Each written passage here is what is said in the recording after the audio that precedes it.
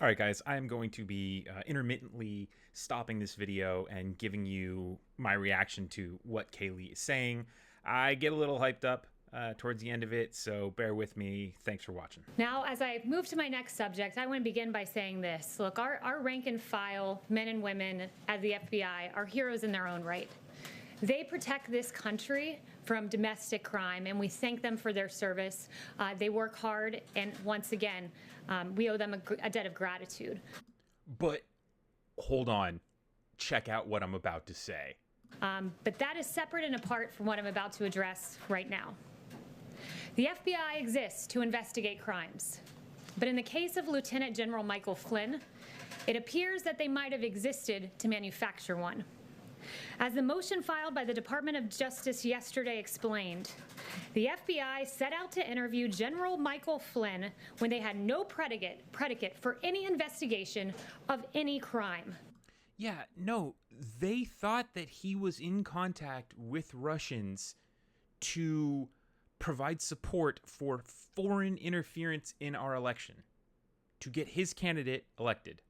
So, predicate? Yes, absolutely. Over the past week, we learned from a handwritten note the true intent behind the FBI's investigation of Lieutenant General Michael Flynn. The very day that then FBI Director Jim Comey sent agents to the White House to interview Flynn, the FBI discussed what their intent was beforehand. This is what they said. What is our goal? Truth, admission, or to get him to lie so we can prosecute him or get him fired? These notes, in addition to other evidence, raise serious questions about the handling of the FBI's handling of Michael Flynn's case. Did the FBI confront Flynn with the intent to get him to lie so that we can prosecute him and fire him? Did the FBI manufacture a crime against Lieutenant General Michael Flynn? No, they didn't manufacture a crime. They went into the interview saying he's either going to tell us the truth or he's going to lie and get fired for lying. And then we're going to peg him on lying. There are multiple options and ways that this can go down, but that is not manufacturing a crime, Kayleigh. That's FBI agents doing what they're supposed to do, and that's to have all the options and account for all the options that could take place. Federal investigators appeared to paint a target on the back of General Michael Flynn. Kimberly Strassel of the Wall Street Journal laid out point by point the very concerning aspects of this case, and I'm going to reiterate them as outlined in her column over the weekend. In December 2016, Flynn spoke as the incoming national security advisor to the Russian ambassador. This call, as is customary, was recorded by the United States government. They record calls with foreigners. But in a highly irregular move, the intelligence community under the Obama administration unmasked the identity of Michael Flynn, a United States citizen who is entitled to Fourth Amendment rights and to due process. But Lieutenant General Michael Flynn received none of that. What are you talking about? They suspected him of committing a crime. They had him on tape committing the crime, and so they unmasked his identity so that they could tie him to the phone call. You're right, highly irregular, because we've never really had a national security advisor, Kayleigh, who's helping to get a foreign nation to meddle in our election. A foreign adversary, by the way, Kayleigh. The intelligence community was hunting for evidence against General Flynn, evidence they did not find. We learned from Yeah, no, they had a phone call with him and Kislyak. They had him meeting with Kislyak. So that's evidence. These transcripts that, in stark contrast to what former DNI James Clapper had been saying publicly, and contrary to what he was saying publicly, here's what he was saying privately with regard to Russian collusion. I never saw any direct empirical evidence that the Trump campaign or someone in it was plotting or conspiring with the Russians to meddle with the election. Sounds awfully different from what he had just said 10 days prior in a public capacity. Having found no evidence of Russian collusion, the FBI came up with a new absurd theory that Flynn might have violated the Logan Act, a statute from 1799 that in its 200 years of existence had never been used to convict an American citizen, but it was resurrected in the case of Lieutenant General Michael Flynn. Michael Flynn didn't violate the Logan Act. Even the FBI did not think that General Flynn's telephone call provided the predicate for a criminal investigation. In fact, in January of 2017, an internal FBI document concluded that Flynn was, quote, no longer a valid, viable candidate for investigation. Disgraced FBI agent and noted Trump hater Peter Strzok disagreed, texting this: "Hey, if you haven't closed that Flynn case yet, don't do so yet," end quote. So the Flynn case remained active. This was a good thing for Peter Strzok, but it was a bad thing for justice. Okay. Let's break this down one piece at a time. The Logan Act.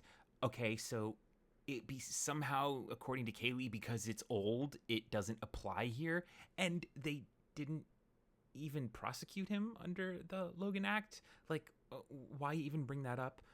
Okay. Now, what Kayleigh is trying to paint the FBI as is that Peter Strzok is trying to manipulate the Flynn investigation. No, Peter Strzok was heavily involved in that Flynn investigation, and so while you had other parts of the FBI who were like, oh yeah, we don't have anything to look at Flynn about, Peter Strzok did, because he was working on the Flynn case. So Peter Strzok's like, hey man, like you don't close that case yet because we're working on it. So okay, Kayleigh, like, yeah, that's how the FBI works. And a bad thing for the rule of law. According to yesterday's motion to dismiss the case against Lieutenant General Michael Flynn, it said this: Mr. Strzok immediately relayed the, quote, serendipitously good news to Lisa Page, special counsel at the FBI, remarking, quote, our utter incompetence actually helps us. That's right, their utter incompetence to close the case against Lieutenant General Michael Flynn was something to be serendipitously celebrated.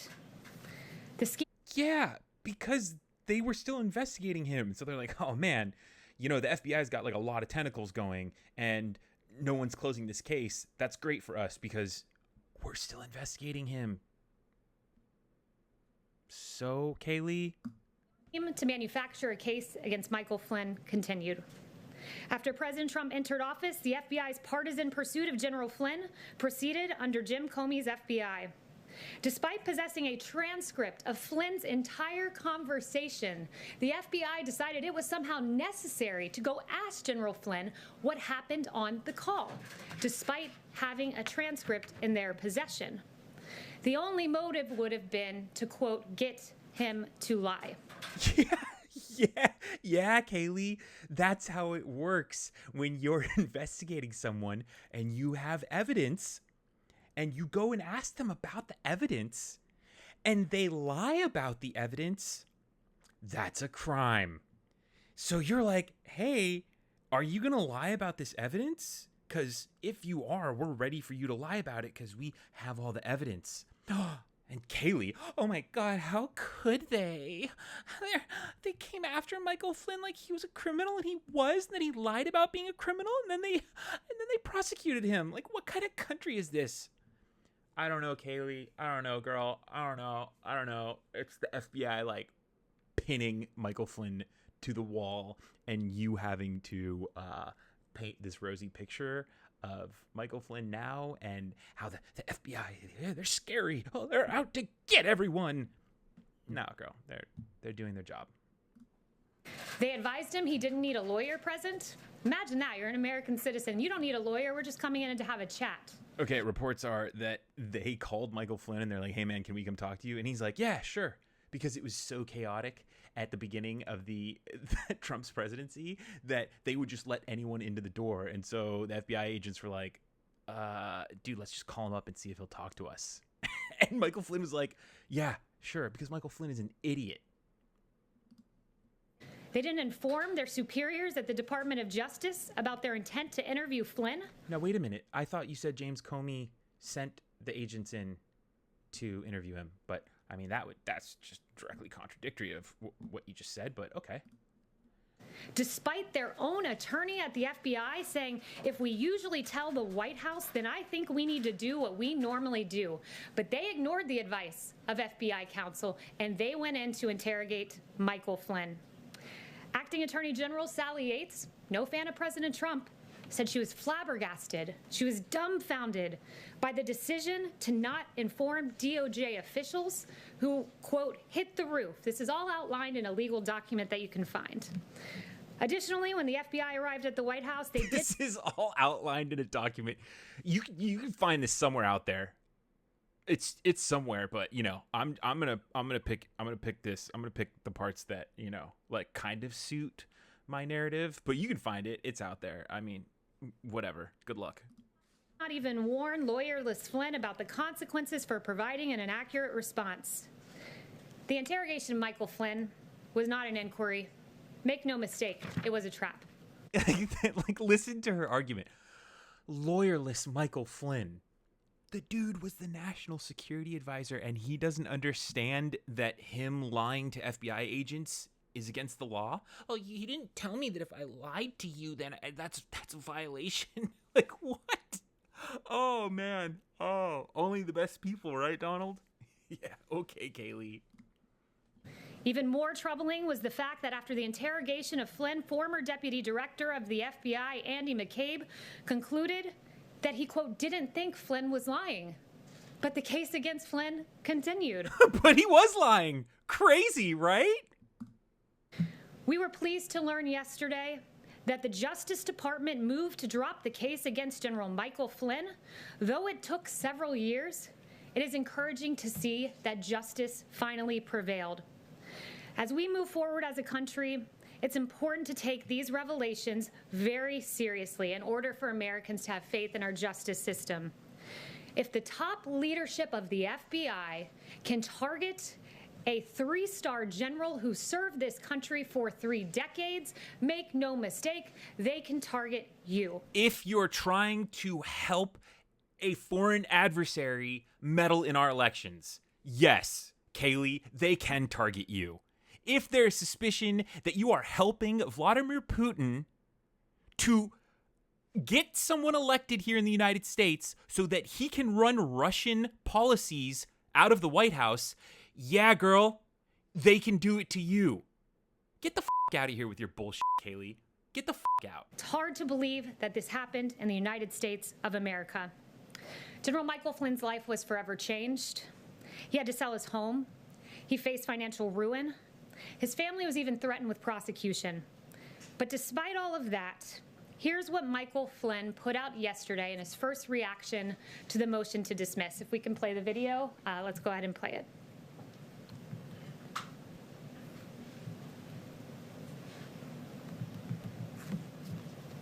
Don't think we have the video queued, but I encourage you all to go on General Flynn's Twitter feed, and what you'll see is a... You know what? No, I'm not even going to let you talk about the video. This is it. You're broken, girl. You're broken. Trump is broken. Your whole explanation of your narrative of Michael Flynn and the investigation is completely broken. Go away. This is the most corrupt administration in the history of the United States.